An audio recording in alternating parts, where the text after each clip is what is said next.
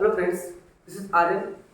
और हम ये जो है भारतीय राष्ट्रीय जो आंदोलन चल रहा है यानी आधुनिक भारत का इतिहास जो हम बता रहे थे जो चल रहा था उसमें जो है आज उसी की आगे बात करेंगे। इसमें जो है 4 टॉपिक आज भी हैं।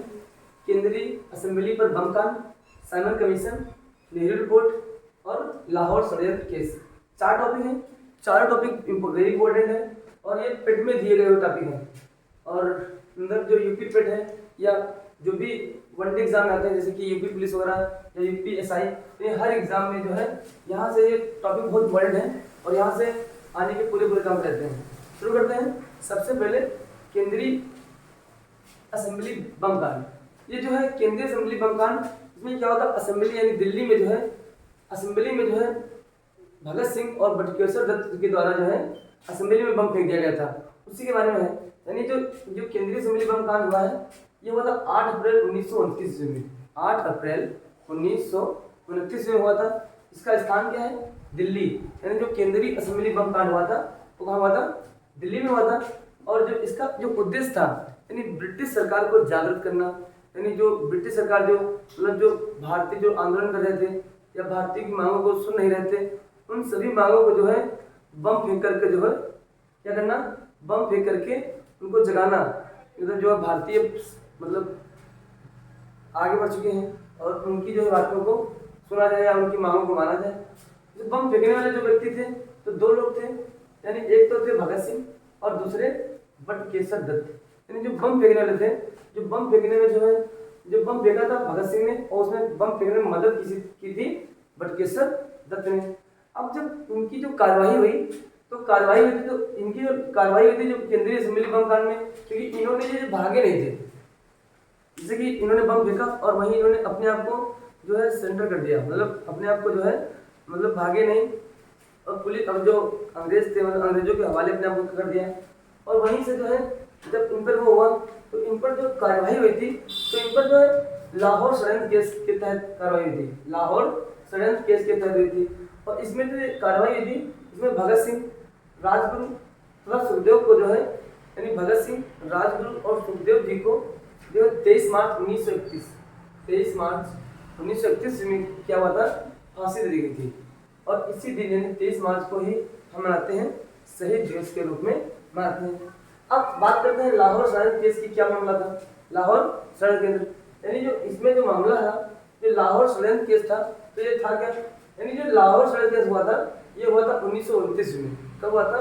1929 में। इसमें क्या हुआ था, जैसे ही भगत सिंह और बटुकेश्वर दत्त को गिरफ्तारी हुई, यानी इनकी गिरफ्तारी के साथ ही जो क्या था HSRA, मैंने इसके बारे में कल बताया था पिछली वीडियो में अच्छे से बताया हुआ है। जब इनकी गिरफ्तारी हुई इसी के साथ अन्य सदस्यों को भी क्या किया गया था, गिरफ्तार कर लिया गया था। लेकिन जो है जो ये गिरफ्तारी हुई थी यानी जो HSRA के सदस्य जो गिरफ्तार किए थे इनमें से जो है जो चंद्रशेखर आजाद इस मामले में भी बच गए थे, यानी इस मामले में भी चंद्रशेखर आजाद बच गए थे, यानी गिरफ्तार नहीं हो पाए थे, मतलब बच गए थे। और क्या हुआ था 27 फरवरी 1931 को, यानी क्या हुआ था, यानी जो लाहौर षड्यंत्र केस था इससे भी कौन बच गया था, चंद्रशेखर आजाद बच गए थे। लेकिन 27 फरवरी 1931 को इलाहाबाद के अल्फ्रेड पार्क में, यानी इलाहाबाद के अल्फ्रेड पार्क में एक गुप्त सभा चल रही थी। तो एक गुप्त सभा के दौरान क्या हुआ था, अंग्रेजों ने उस गुप्त सभा पर जो है हमला कर दिया, अटैक कर दिया। और उसी में क्या हुआ, आजाद जो है लड़ते रहे अंग्रेजों से। और जब उनकी पिस्टल में जो आखिरी जब गोली बची तो उन्होंने जो है अपने पिस्टल से अपने खुद को ही गोली मार ली थी। लेकिन इसमें जो ये फंसे थे बटुकेश्वर दत्त यानी भगत सिंह और राजगुरु सुखदेव को तो फांसी हुई थी, लेकिन जो बटुकेश्वर दत्त थे इनको बटुकेश्वर दत्त को जो है हुआ था आजीवन कारावास हुआ था। इसके अलावा एक क्वेश्चन और बनता है यहाँ से, जैसे कि सबसे कम उम्र में जो है फांसी की सजा किसको दी गई थी, यानी जो सबसे कम उम्र में फांसी की सजा किसको दी गई थी तो उनका नाम है खुदीराम बोस। यानी खुदीराम बोस को जो है सबसे कम उम्र में फांसी की सजा दी गई थी। अगला जो है अगली बात करते हैं साइमन कमीशन। अगर साइमन कमीशन की बात करते हैं तो साइमन कमीशन का गठन जो हुआ था 1927 में हुआ था। 1927 में साइमन कमीशन बना क्यों था? तो साइमन कमीशन बना था 1919 ईस्वी में, जो आया था चेम्सफोर्ड मॉन्टेग्यू चेम्सफोर्ड सुधार अधिनियम, मॉन्टेग्यू चेम्सफोर्ड सुधार अधिनियम आया था। इसी अधिनियम के तहत जो है क्या हुआ था कि अंग्रेजों ने जो है इसका रिव्यू मतलब ये कि अंग्रेजों ने जो बता रहे थे कि सुधार किया है, उस सुधार को देखने के लिए जो हमने सुधार किया था वो कहाँ तक हुआ है या किस हद तक जो है मतलब कि कार्य हुआ है, इसी चीज़ की जो है रिव्यू करने के लिए यानी समीक्षा करने के लिए एक समिति बनाई गई थी, उसी का नाम था साइमन कमीशन। क्योंकि भारतीय जनता और भारत में हो रहे काम का रिव्यू होना था या समीक्षा होनी थी, इसलिए इसमें क्या हुआ था कि जो है इसमें कोई भी भारतीय सदस्य नहीं था। मुख्य बात यही थी, साइमन कमीशन के विरोध की जो मेन मुख्य बात थी, तो इस मुख्य बात का मतलब यही था कि जो है साइमन कमीशन में कोई भी भारतीय नहीं था। साइमन कमीशन में कुल 7 लोग थे और कुल 7 लोग अंग्रेज थे। इस वजह से जो है पूरे भारत में साइमन कमीशन का बहुत तगड़े से विरोध हुआ और इसमें जो लाला लाजपत राय को लाठी भी लग गई थी, उनकी हत्या हो गई थी। फिर जो उनको मारने के लिए भगत सिंह वगैरह ने जो है सैंडर्स को गोली मार दी गई थी। तो हालांकि इस ये लाला लाजपत राय वाले वीडियो में मैंने बता दिया था। बात करते हैं जो साइमन कमीशन का, इसका गठन हुआ था 1927 ईस्वी को और इसको बोलते हैं मॉन्टेग्यू मतलब ये क्यों हुआ था? क्योंकि मॉन्टेग्यू चेम्सफोर्ड सुधार अधिनियम 1919 में जो आया था, मॉन्टेग्यू चेम्सफोर्ड सुधार अधिनियम, उसकी समीक्षा करने के लिए बना था। ये जो बनना था तो 10 वर्ष बाद यानी 1919 में आया था, 1929 में बना था, लेकिन क्योंकि अंग्रेजों को बहुत ज़्यादा जल्दी थी, जल्दी की वजह से ही 1927 में यानी 1927 में ही ये बन गया। अब बन गया, इसमें कुल कितने सदस्य थे? 7 सदस्य और 7 सदस्य अंग्रेज थे।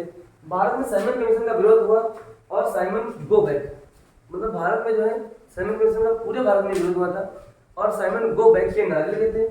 और उनमें जो है जो लगा था साइमन गो बैक, ये नारा दिया था यूसुफ मेहर अली ने साइमन गो बैक का नारा दिया था। पहला क्वेश्चन है, अब जो नारे लगा रहे थे तो उसमें जो भारत जो सचिव थे तत्कालीन सचिव, उनका नाम था बर्किन हेड ने जो है भारतीयों को चेतावनी दी कि अगर मतलब इतने ज़्यादा विद्वान हो, इतना पढ़े लिखे हो, तो तुम खुद ही अपने लिए एक संविधान बना लो और एक ऐसा संविधान बनाना जिससे भारत के सभी दल या सभी मतलब जितने भी भारत में जितने भी लोग हैं सब संतुष्ट हो जाए, एक ऐसा कोई संविधान बना के दिखाना। तो जो है इस संविधान को जो है बनाने के लिए जो भारतीय ने रिपोर्ट आया, हालांकि जो है इसी को जो भारतीय ने जो संविधान बनाया था इसी को कहते हैं नेहरू रिपोर्ट। और अब इसमें थोड़ा सा बात करते हैं, जैसे कि साइमन कमीशन का विरोध किसने किया था? वैसे नॉर्मली साइमन कमीशन का जो मतलब समर्थन किया था तो 2-3 लोगों ने थे, जो भारत के 2-3 लोग थे जिन्होंने जो है ये जो साइमन कमीशन का समर्थन किया था। सबसे पहले तो पंजाब की कम्युनिस्ट पार्टी, यानी पंजाब की एक पार्टी कम्युनिस्ट पार्टी थी, उसने क्या किया था? साइमन कमीशन का समर्थन किया था। दूसरे डॉक्टर भीमराव अम्बेडकर जी ने जो है भी अपने व्यक्तिगत रूप से क्या किया था? साइमन कमीशन का समर्थन किया था। अच्छा, अगली बात करते हैं, ये जो हो गया जब लॉर्ड बर्किन हेड ने कहा था भारतीयों की अगर मतलब कि अगर इतना ही है तो एक ऐसी समिति का गठन कर, एक ऐसे संविधान का निर्माण कर लो जिससे सभी लोग जो है सभी भारतीय एक मत रहे, मतलब कि सभी ऐसा ना हो कि कोई विरोध करे। तो जो है इसलिए जो बात आगे बढ़ती है तो यानी कि नेहरू रिपोर्ट आती है। नेहरू रिपोर्ट जब नेहरू जी ने मतलब 1928 में नेहरू रिपोर्ट पेश की गई थी और बनाई भी गई थी 1928 में। क्या हुआ था? सबसे पहले जब नेहरू रिपोर्ट जब बनाई गई तो मतलब सभी लोगों ने एक सर्वदलीय बैठक बुलाई गई, यानी जितने भी भारत में उसमें जो सक्रिय थे दल, उन सभी दलों को बुलाया गया और उनके बीच में बात हुई कि मतलब एक ऐसा होना है, ऐसा किया जाएगा। तो अधिकतर लोग तैयार हो गए। जब तैयार हो गए तो उनके बीच में उसमें जो कुल 9 सदस्य थे, यानी जब नेहरू रिपोर्ट बनी थी तो नेहरू रिपोर्ट में कुल 9 सदस्य थे और नेहरू रिपोर्ट के जो अध्यक्ष थे मोतीलाल नेहरू। हालांकि इनका विरोध भी हुआ था बहुत काफ़ी, लेकिन जो है जब ये क्या हुआ, नेहरू रिपोर्ट जो है 1928 में ही पेश हो गई। जब 1928 में मतलब कि पेश कर दी गई, उसके बाद इसमें जो मुख्य बात थी कि इसमें अधिराज का दर्जा दिया गया था। अधिराज यानी इसमें डोमिनियन स्टेट का दर्जा मांगा गया था। डोमिनियन स्टेट मतलब कि ऐसा होता है जैसे कि एक जो जैसे कि कोई भी देश है किसी देश पर उसका अधिकार होता है, लेकिन इसके जो बड़े चले जो कर्मचारी हैं, इसका जो रेवेन्यू है या टैक्स है, वो सब तो किसी में जाता, वो सब तो वो लेके जाता। लेकिन जो छोटे अधिकारी हैं, जो देश का जो संचालन है, जो देश की व्यवस्था, मतलब छोटी मोटी व्यवस्थाएं, वो सभी क्या है उसी देश के लोग करते हैं। डोमिनियन स्टेट मतलब एक तरीके से ऐसा होता है कि देश तो गुलाम रहेगा, लेकिन जनता टैक्स के रूप में उनको देगी कर, लेकिन जो है उनको जो है अत्याचार पे नहीं होगा, उनको सताया नहीं जाएगा। इस प्रकार का होता है डोमिनियन स्टेट। तो उन्होंने जो है मोतीलाल नेहरू ने डोमिनियन स्टेट की मांग की थी। तो क्योंकि डोमिनियन स्टेट की मतलब मांग थी, इसलिए बहुत लोगों ने इसको मना कर दिया। जैसे पंडित जवाहरलाल नेहरू ने भी जो है इसको मानने से इनकार कर दिया था कि मतलब ये सही नहीं है। उसके अलावा जो है मुस्लिम लीग, यानी मुस्लिम लीग में मोहम्मद अली जिन्ना ने भी जो हस्ताक्षर करने से मना कर दिया। और जो बर्किनहेड ने कहा था कि ऐसी कोई वो नहीं हो सकती है, ऐसा कोई भी संविधान नहीं हो सकता है जिससे सभी भारतीय संतुष्ट हो जाए। बात सही भी है, आज भी सही है कि कोई भी काम हर आदमी तो संतुष्ट होता नहीं तो होगा कभी भी, क्योंकि चाहे जो भी हो जाए उसको चाहे जो अच्छा काम करो या खराब करो, आधे भारतीय दुखी रहते हैं, है ना, दुख में ही जीवन बिताते हैं। तो इसलिए क्या हुआ, मोहम्मद अली जिन्ना ने इसका विरोध किया। जब मोहम्मद अली जिन्ना विरोध कर रहे थे, कुछ मोहम्मद अली जिन्ना की कुछ मांगे थी ऐसी कि जिससे क्या हुआ कि जो हिंदू महासभा थी, हिंदू महासभा भी मतलब विरोध करने लगी।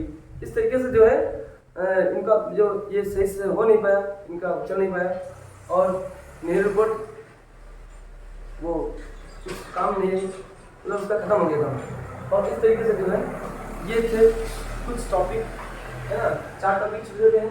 और ऐसे धीरे धीरे ये पेट के लिए बहुत इंपॉर्टेंट है। पेट नहीं, ये भारतीय राष्ट्रीय आंदोलन है। ये कोई भी एग्जाम में नहीं, ऐसा कोई भी एग्जाम नहीं है जिस एग्जाम में जो ये किसी भी एग्जाम में ये पूछा ना जाए। हर एग्जाम, कोई भी, चाहे एसएससी हो, बैंक, रेलवे, कोई सा एग्जाम होगा, क्वेश्चन यहाँ से बनेंगे। छोटे छोटे वीडियो आराम से देखो, अच्छे से जितना नोट बना सको नोट बनाओ, है ना, धीरे धीरे जो है कंप्लीट हो जाए। ध्यान रखिए अपना। थैंक्स।